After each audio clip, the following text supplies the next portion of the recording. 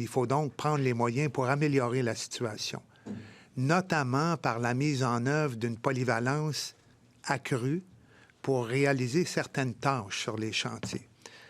Ce que la polyvalence permet essentiellement, selon ce que j'appelle un critère de polyvalence prudent, c'est qu'un travailleur qualifié puisse faire des tâches complémentaires aux siennes. Il y a donc clairement des effets bénéfiques sur la productivité. La polyvalence, on l'a amenée dans un contexte de demande, encore une fois, patronale. Et c'est toujours l'intention en arrière de ça qui compte. Puis là, on a donné allègrement le peintre là, versus celui qui aurait un petit coup de sablage à donner. Je vous rassure tout de suite, là, le grand public, là. Puis je vous dis ça en tout respect, là. C'est déjà ça qui se fait, là.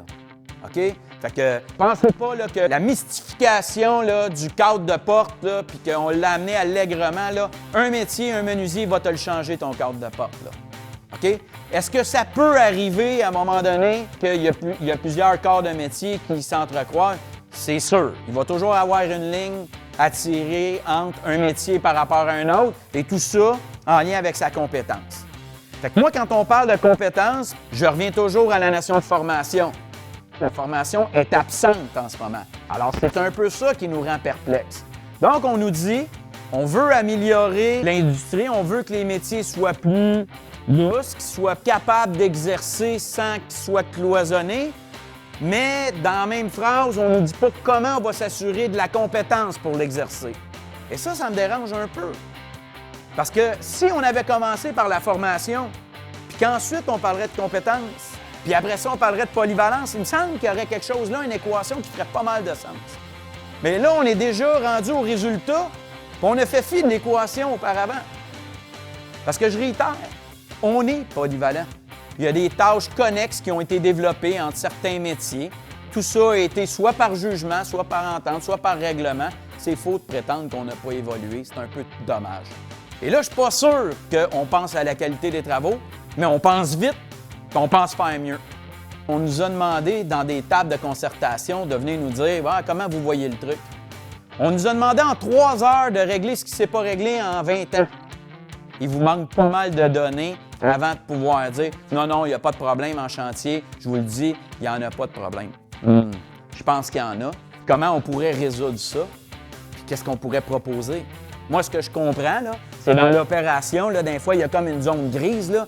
Puis là, ça, c'est trop cloisonné. Il faudrait aller jouer là-dedans. Bien, identifie-la, la zone grise. Mais là, on ne veut pas l'identifier. On veut qu'elle reste le plus large possible pour pouvoir l'exercer sans restriction. Et c'est là que ça laisse le libre recours à l'employeur de faire ce qu'il veut. Et ça, on n'est pas d'accord. On n'est pas d'accord. Bon, on parle de formation, puis il faut arriver à un moment donné en mode solution. Hein? Alors, nous, notre proposition, c'était la formation syndicale, puis avoir accès aux fonds de formation pour pouvoir donner de la formation via les syndicats. Ça se fait partout au Canada et en Amérique du Nord. Là. Des syndicats qui s'impliquent en formation, ça se fait partout, sauf au Québec. Mais nous, on fait cette proposition-là. On est conscient qu'il y en a qui ne sont pas d'accord avec nous. Là. Il y a des syndicats qui ne veulent pas, il y a des syndicats que ça ne leur tente pas, mais nous autres, on veut en donner, puis on a la capacité de le faire, c'est dans notre ADN, puis on veut pouvoir participer. Des gens mieux formés, plus de qualité de travaux, plus de productivité, plus de performance, moins de réparation, on pense que ça, c'est une voie de passage. Donc, de s'impliquer, nous, en matière de formation, donner des cours de perfectionnement. On comprend qu'on ne parle pas ici de formation de DEP, on parle de perfectionnement. Si on a des installations, pourquoi non? Alors, on demande au gouvernement de revoir cette position-là. Pourquoi vous n'intervenez pas là en ce moment pour nous donner ça? En quoi ça, c'est négatif, ce qu'on propose? J'aimerais bien entendre la concurrence ou j'aimerais bien entendre les patrons venir me dire que ce que je suis prêt à dire là, ça ne fait aucun sens.